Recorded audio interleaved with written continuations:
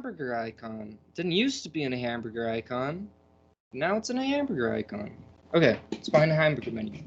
All right, so before we start, like with the slides and stuff, pull up Active Directory because we're going to be testing on this. But the scan that we're going to be running against it will take a hot minute to complete. So we want to do it.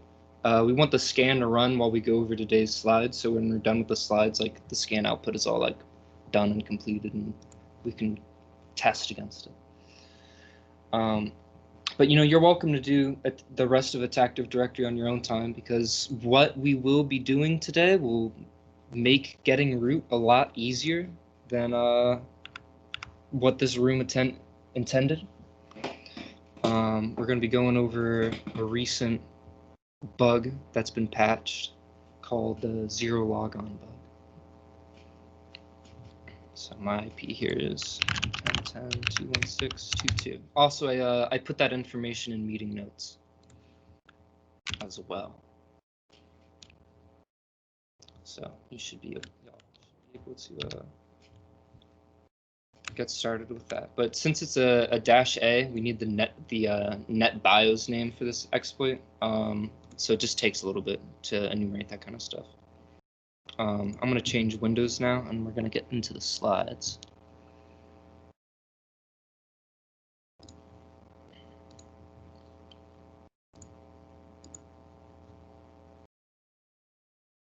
I got to do it on Teams, too.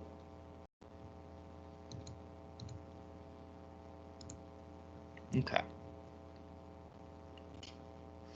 So we've learned how to do reconnaissance and how to exploit and how to escalate. So while we know how to run these commands and exploits, we haven't quite dived into like the inner workings of the exploit.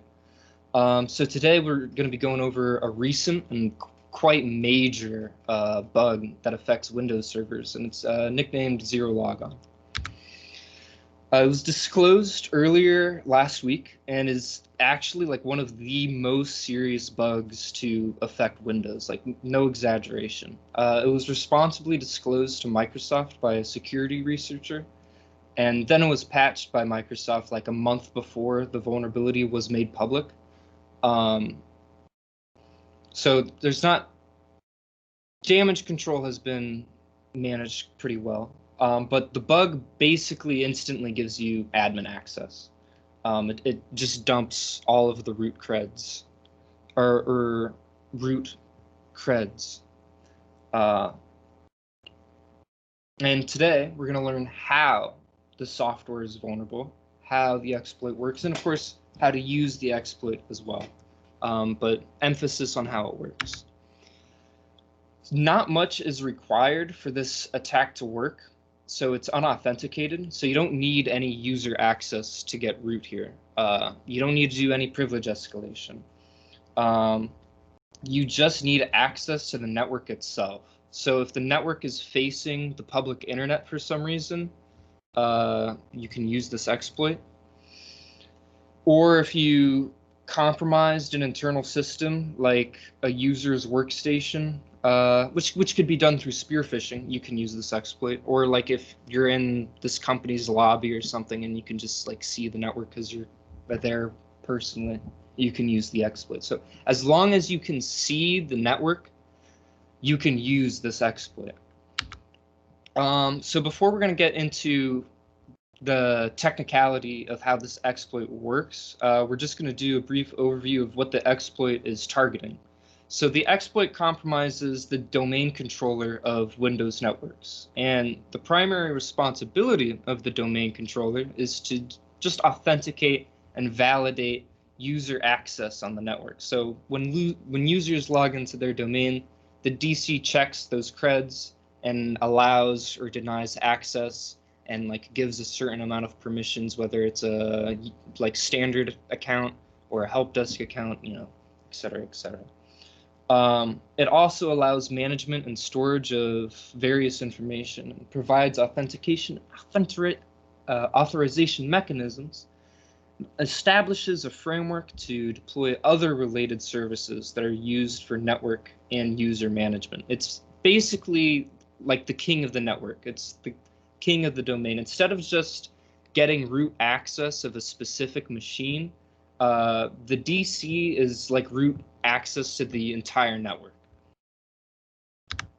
So the vulnerable protocol that the exploit targets here, which is a part of Windows domain controllers, is Netlogon. And it's a protocol used for various tasks that's relating to user and machine authentication in Windows domains. More specifically, the Netlogon protocol allows you to update the password of any computer that's within the domain. Of this specific protocol, like of this specific function, the cryptography used for the initial authentication handshake is improperly implemented, and that's what the exploit exploits. So the cryptography that's implemented here is AES CFB8, and this cryptography by itself is not flawed. The underlying assumption behind Netlogon's implementation of CFB8 is that an attacker who does not know the session key will not be able to calculate or guess, will not be able to calculate or guess it. And so because of that assumption, it would be secure if the if it was implemented properly. But the Netlogon protocol does not properly implement CFB8. The Netlogon protocol uses an initialization vector to bootstrap the encryption process. And so that kind of technicality isn't necessary to fully, you don't need to fully wrap your head around all of this. Just the big idea of what's going on here. But so the value that's used here, it should be unique and randomly generated for every instance.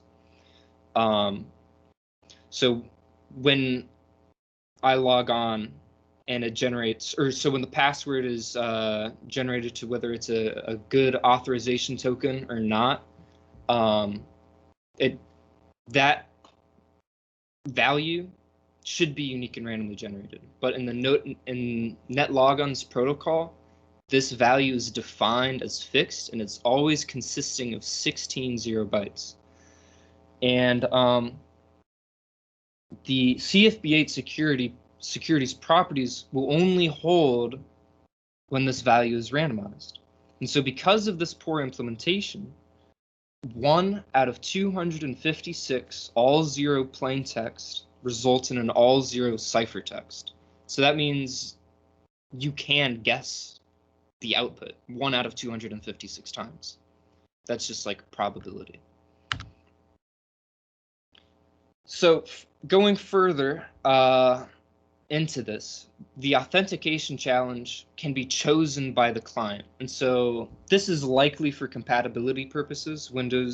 A lot of Windows flaws is actually because of just compatibility reasons, trying to make it easier for old clients or old software to work on newer hardware, because sometimes you have a Windows XP machine in a network where there's also like Windows 7 machines, just because for whatever reason some software that's used by the company only works on Windows XP, and then they haven't updated it because they're cheaper. It's pretty common, that kind of situation. But since we can set the challenge, to 8 zeros. And also, since computer accounts are not locked after invalid login attempts, we can just keep attempting logins until we get that all zero ciphertext. And so once we are authenticated, we have access to that password setting function that I described earlier, that the Netlogon function has. So passwords are encrypted with the same faulty CFB8 implementation. It does not randomize it. It's not just for the request challenge, but across the whole Netlogon protocol, it implements the encryption just poorly. So if we simply provide, or the plaintext password structure in the netlogon protocol consists of 516 bytes. And if we simply provide 516 0 bytes, then it will be decrypted to 516 zeros, which is the equivalent of a blank password. So when this exploit is ran successfully, it just resets the domain controller's password to 0. And so once the domain controller has no password, you can just log in as the domain controller and do all sorts of nefarious things. You can dump all of the user hashes, which can then be used to find the domain administrator's password, as well as any other user passwords on the domain controller. Also, at this point, any questions? Because this is a little technical, a little more technical.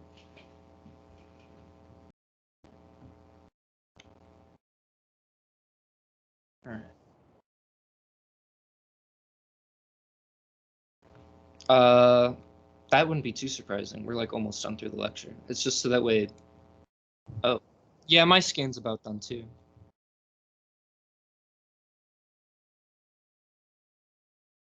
Did it detect all these ports? Yeah, because if you go to the meeting notes, it's not just a general nmap scan. It's using the -a modifier, as well as all ports. Which,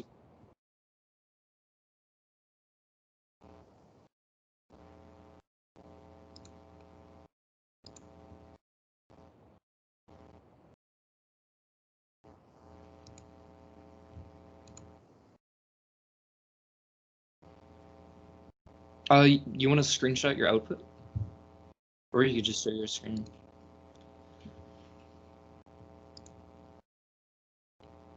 Are you connected to the OpenVPN network for TryHackMe? Yeah, but on your terminal, you need to be like connected into their internal network. Yeah, that's probably what it is. You did go through those steps, right? The okay, yeah. You just sometimes I also forget.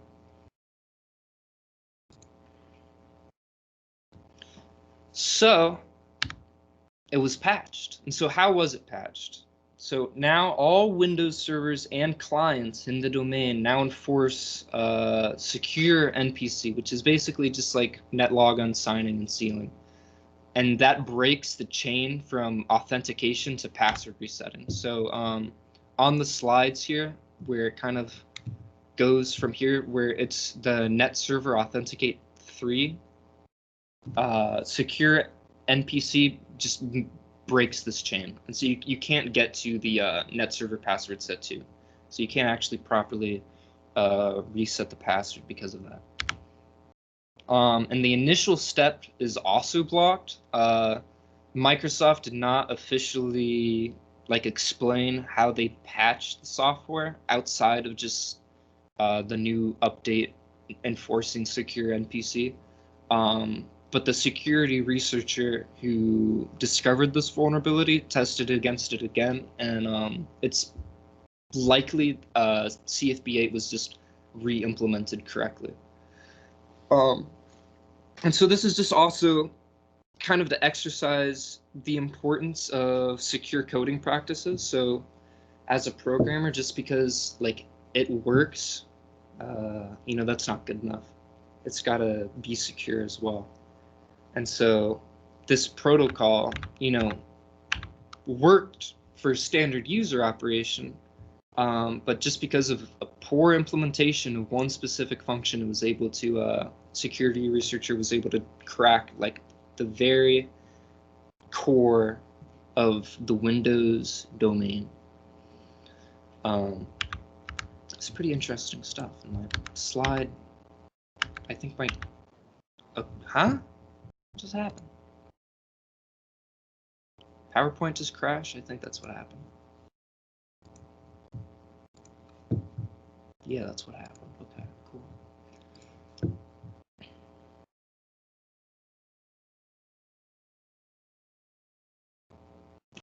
All right, but that's okay. That was the last slide anyways. I'm gonna move over and share parrot security again.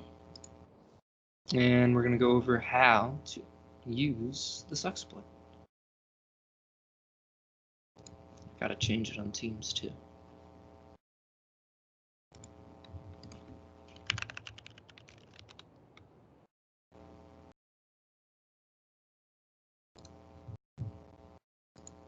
Okay. So the first thing that's required for this exploit to run is a collection of Python classes known as impacket. It's just a collection of Python classes that work with network protocols, and the exploit that we're going to be using utilizes these classes. I'm going to zoom in. Can you all clearly see the text that I'm typing up here?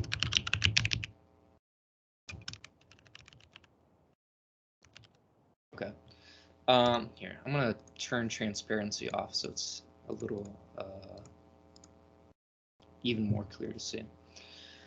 So the first thing we're going to do is we're going to set up a virtual environment for impacket to reside in, and we're going to install the latest version of it. So we want to make sure Python 3 virtual environment is installed so we can do this.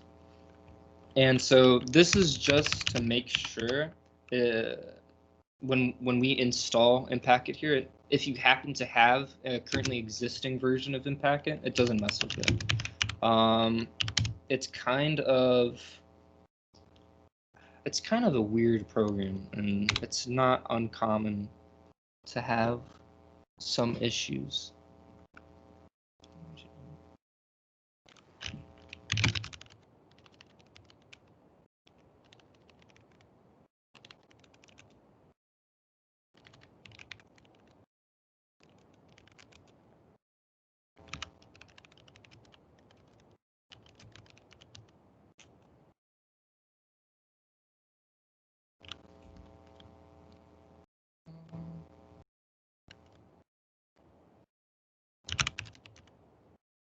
So now the environment's been made, and we just select the source. And these commands that we're running are kind of just from various like from the GitHub repository. So you're not expected to kind of just like know this kind of stuff.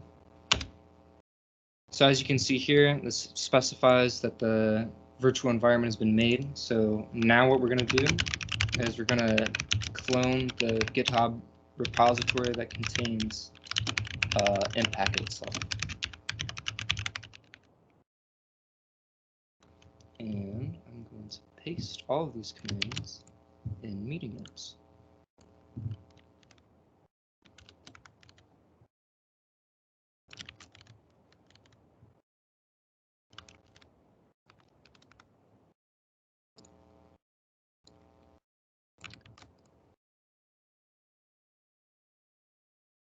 That's fine. Thank you for coming.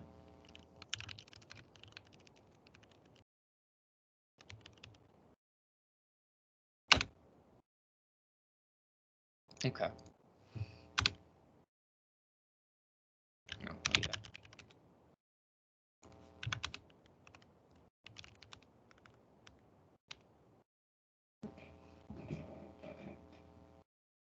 Does everyone follow along so far?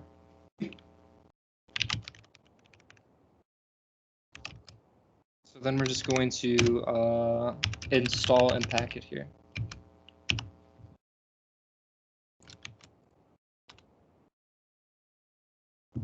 Oh.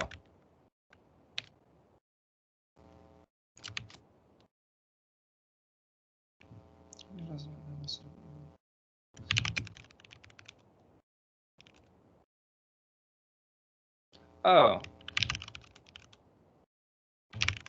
Okay.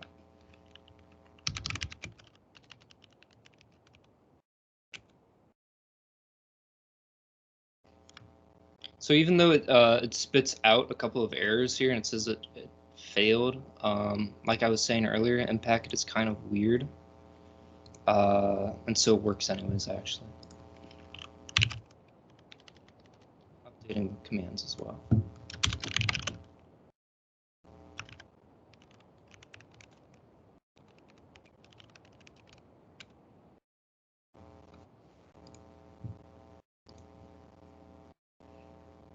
So mPacket has a handful of examples that we can use, like example functions here.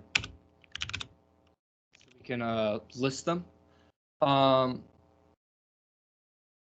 of which will dump the hashes of a Windows system. So if we try that, also if we go back to our Nmap scan, where is the NetBIOS? Here. Here's the NetBIOS. So this is pretty much outside of the IP. This is the only information you need to use this attack, is the NetBIOS, the domain, and computer name. So if we go back and we try to dump the hashes of this domain here.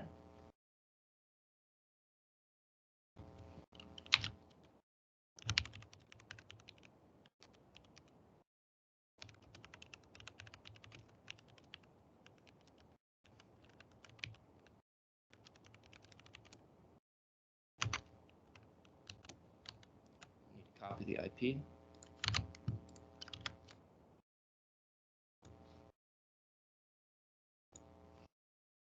So if we try to do this, it'll ask for a password, and we do not know the password. And if we put nothing in there, obviously it cannot, can't work. And usually trying to get the AD password is pretty difficult to get. It's pretty difficult to get. But this exploit is an exception. So if we just go to GitHub and we just search the CVE, which is the like vulnerability code kind of there, how they go by. We can just find exploits that people have made out of the white paper. Yeah, out of the white paper that was published earlier. So like if you look this up at exploitDB, exploitDB has not posted these yet. So it pays to check out GitHub as well, because GitHub's got a lot of exploits that exploitDB often does not have, especially if they're newer exploits like this, because right now this is only about 2 weeks old since disclosure. So we're going to use this one here. So we can just copy this link here and just do a git clone inside the examples directory. And we'll navigate inside. If we look at the exploit itself, it's all in Python. If we scroll through it, it's only about 100 lines long. So if you write Python, or if you're just a pretty competent programmer, and considering this code is pretty well documented as well, I encourage you in your spare time, like after today, to just read through this and try to understand how this exploit works, and what we discussed earlier in the slides of how it targets. You can kind of just like connect those dots of the abstract concept of how it works and how it actually works. But that didn't take too much time to do right now. So we're gonna run the exploit now. So if we just try to run it, it's going to yell at us, and it gives us the syntax of what we need. And we just need the DC name and the DC IP. So if we go back, and we already have our DC name, it's right here. So copy that. We'll run this with Python 3. Paste in the DC name, and then we'll paste in the IP as well. And if we run this, it could take a bit of time, because although it's 1 out of 256, that does not mean it only takes 256 tries.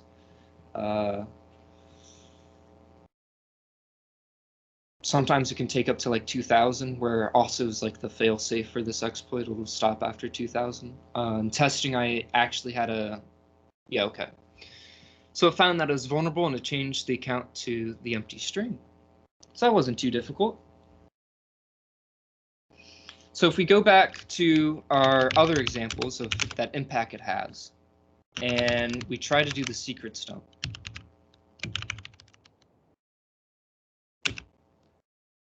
Oh, hold on. I forgot to actually add the syntax. So we only want to dump the domain controller's secrets, because that's all that we're attacking here.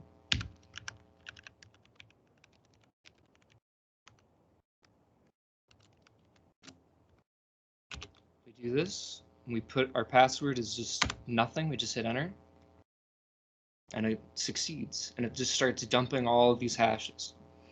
So these hashes can be cracked offline, and probably next week we'll go over offline cracking and kind of just continue with kind of like the exploitation of this Windows system. But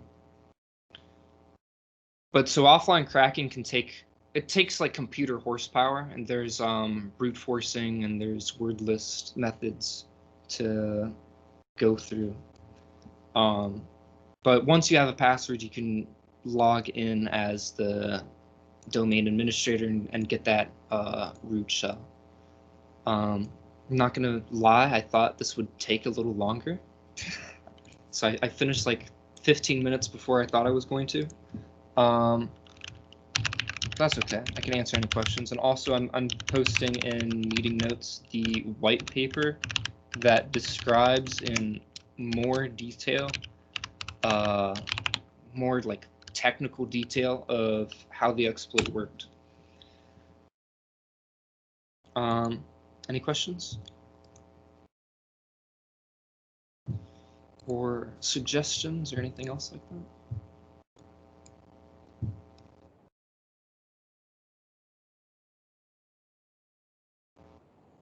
Yes, I'll post that. I'll post that exploit as well. I'll put all those commands in.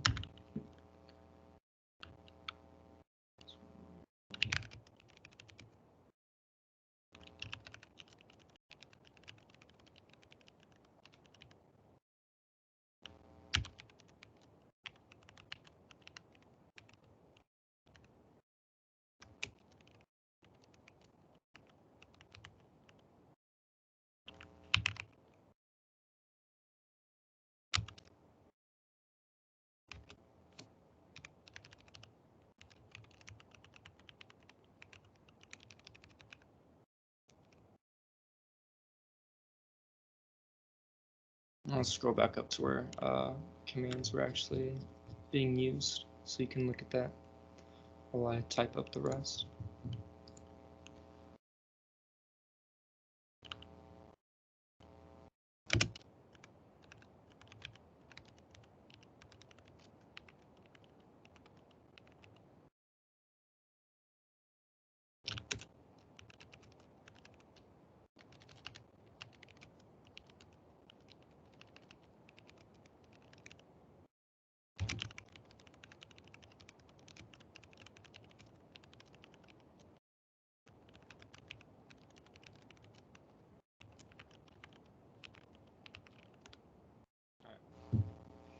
I'll actually put that all in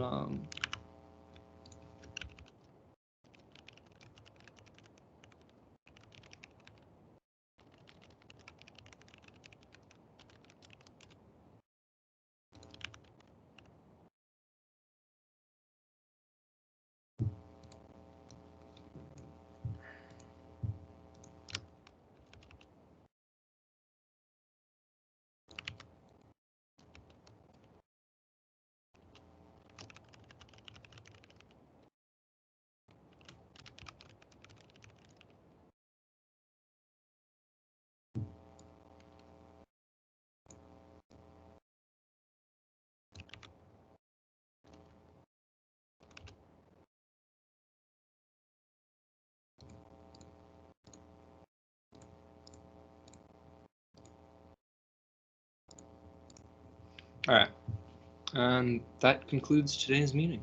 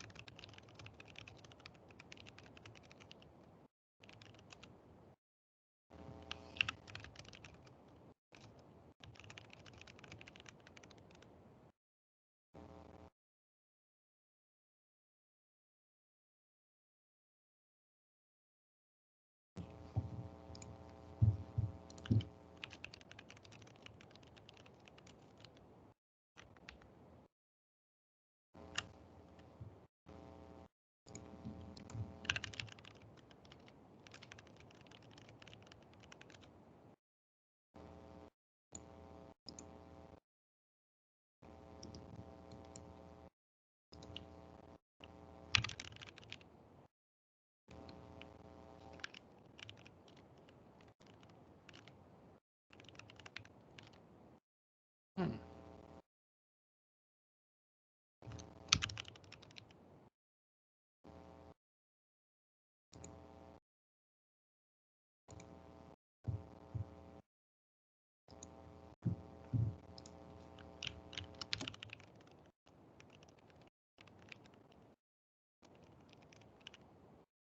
Yeah, is it fun?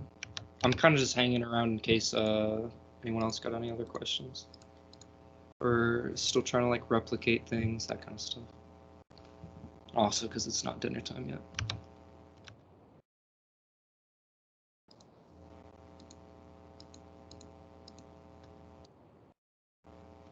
Maybe they just joined and then yeah, left the room. I'll just ask him DMs.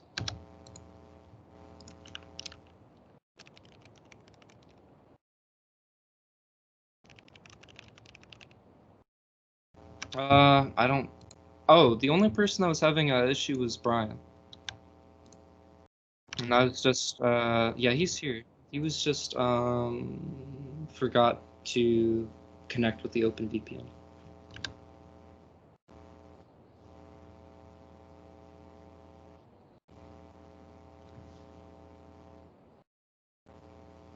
Is it not working for you?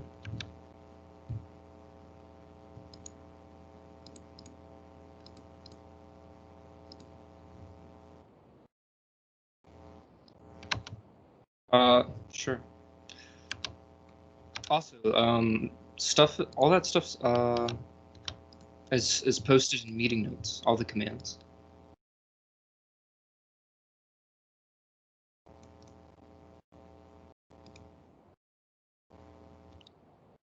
In the Discord channel, meeting notes. Yeah, it's all the way at the bottom. I don't know if that's if that should belong in general or miscellaneous. But I put it in miscellaneous.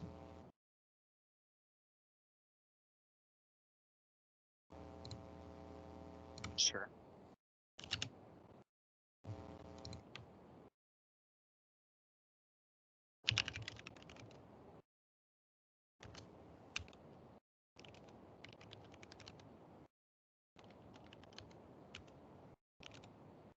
Just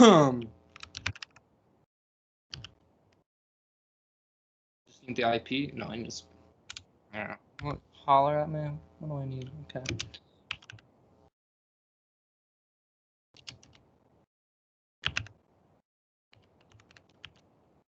Oh. Oh, okay. That's kind of lame, honestly.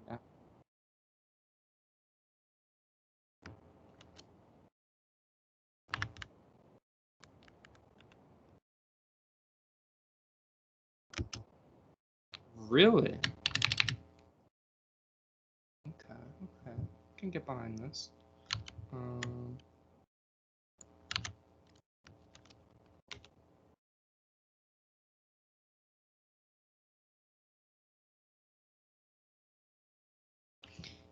The exploit, when it works the first time, it breaks a lot of functionality. Yeah.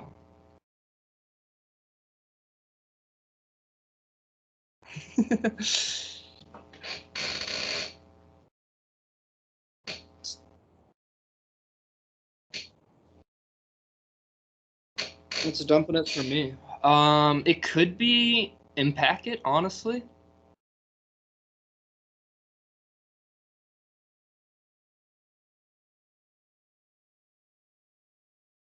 Huh. Yeah.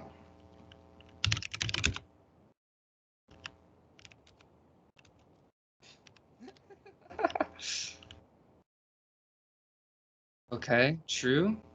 True. I don't like this exploit very much. Yeah.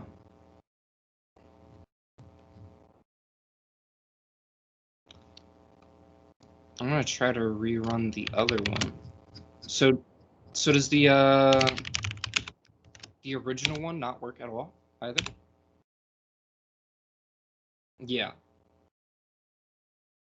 Yeah, because I reran this and it still works.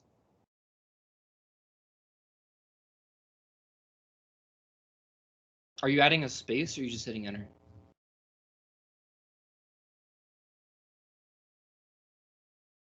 Okay, yeah, that is what you should be doing.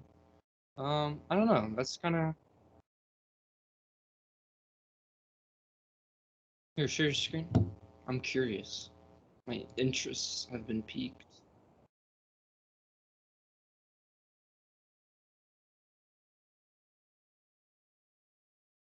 What did you do? What did you do? What did you do? Tell me what you did.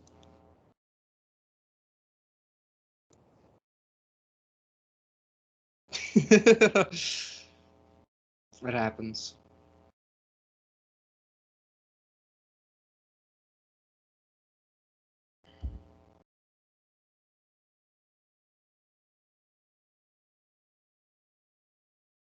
That's fine. I guess I'll stop recording now, and I'll get that thing uploaded on YouTube. How good are you at like Python programming?